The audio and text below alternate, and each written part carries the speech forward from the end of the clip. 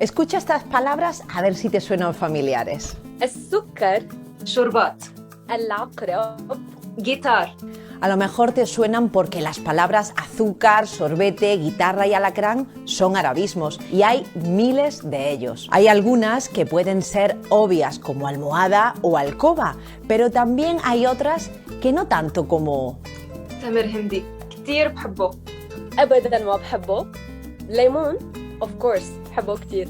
La gran influencia del árabe hace que el español sea diferente a otras lenguas romances como el francés o el italiano. Del árabe heredamos palabras como fulano, Almería, la zona de España donde yo nací, o alacrán. الأكران العقرب يعني في شبه. En este vídeo te contamos la historia de esta interferencia lingüística y te damos un par de pistas para reconocer arabismos.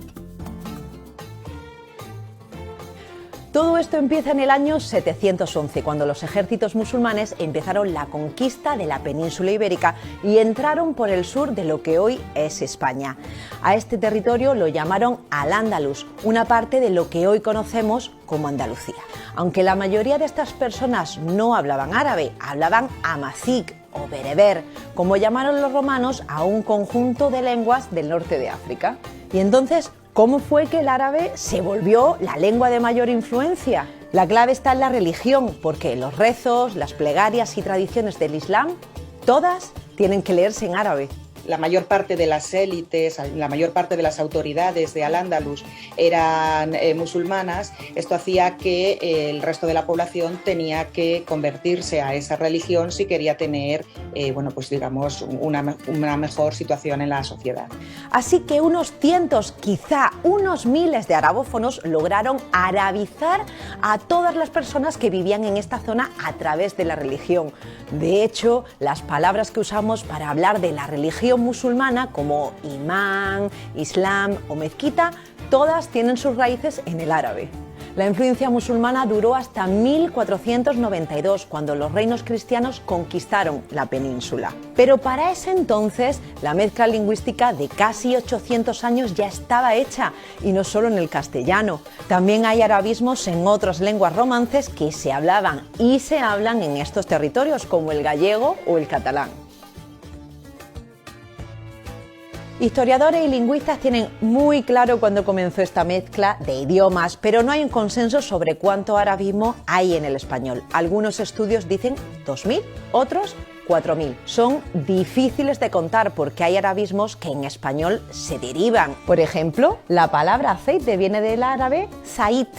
Pero luego tenemos palabras derivadas como aceitoso, aceitera, que se formaron después de que el arabismo se mezclara con el castellano. Entonces, contamos un arabismo, contamos 3. Lo que sí queda claro es la amplia influencia de esta lengua en el castellano, sin importar las cifras concretas. Y precisamente la palabra cifra es un gran ejemplo. Hoy en día la usamos para hablar de números en general, pero viene de esta palabra en árabe, sifir, que significa cero. La palabra álgebra, por cierto, también es un arabismo. Y aquí te va otro ejemplo. A lo mejor has escuchado el equivalente en árabe del si Dios quiere. إن شاء الله إن شاء الله. إن شاء الله كانت لو شاء الله وبالإسباني ojalá. Además, hay que considerar la influencia de otras lenguas. No solo porque dos palabras suenen similar, quiere decir que nos encontramos con un arabismo. باللغة العربية وبالإسبانية في كلمة موسيقى أو موسيقى اللي هي أساساً من اللغة اللاتينية. كمان كلمة بنطلون يعني تقريباً نفسها تماماً بالعربي بنطلون، ويمكن هي كلمة فرنسية بالأصل. ¿Cómo podemos identificar las huellas más clásicas que dejó el árabe en el español actual? La primera forma, la más fácil, es buscar palabras que empiezan con los prefijos a o al. Ya hablamos de varios ejemplos como aceite, azúcar o almohada.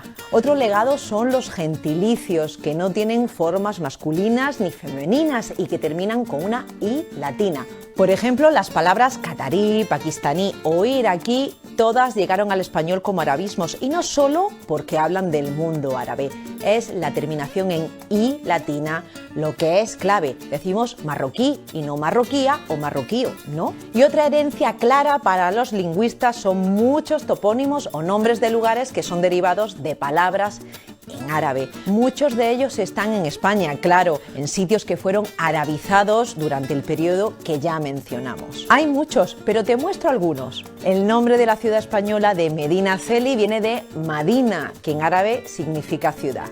La palabra árabe Guad, que significa río, es la raíz del nombre de las ciudades de Guadalajara, tanto en España como en México. En la provincia de Zaragoza, el nombre de la ciudad de Calatayud viene de la Calá, que significa fortaleza.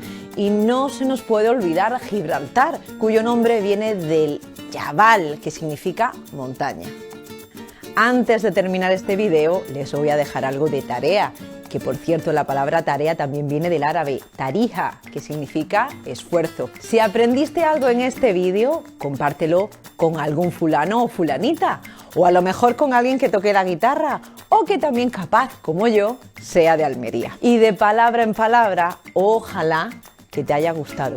مع السلامة. سلام جميعا. إلى اللقاء or hasta luego.